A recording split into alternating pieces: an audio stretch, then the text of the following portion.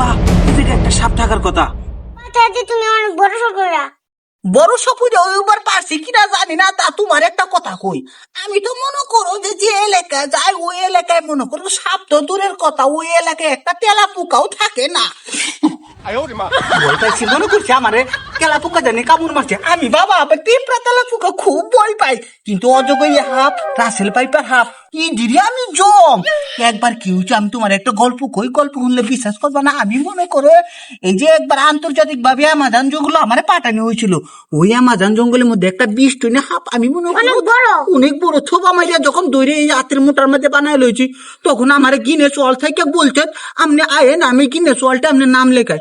আমি চিন্তা ভাবনা করে দেখলাম গিনে চলতে যায় কোনো লাভ নাই, ওর আবেদন করছে করুক, আমার দেওয়া লাগবে কে, আল্লাহ তো আমার আর কম দেয় নাই।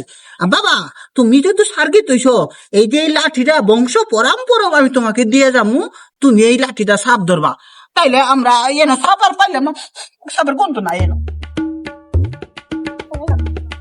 আব্বা এই জায়গাটা একটু শান্ত হওয়ার কথা। সাবধান সাবধান বাজান, দাঁড়াও দাঁড়াও, আমি একটা ফু দিতেছি। হুনো বাজান, সাপ ধরার কিছু নিয়ম শৃঙ্খলা আছে, ওটা তোমার জানা দরকার। তুমি যেহেতু আমার একটা সার্গিত হইছ, আব্বা সাপটা কি ধরে পড়ছে? সাপটা ধরা পড়ছে কিনা জানি না, তা তোমার একটা কথা কই, তুমি যেহেতু আমার একটা প্রধান সার্গিত, তোমার আমি হেরি সাপুইয়া বানামু। তো সাপ ধরার আগে তোমার কিছু টেকনিক শিখা লাগবো, সেটা আমি তোমার গোপনে শিখাই দিমু।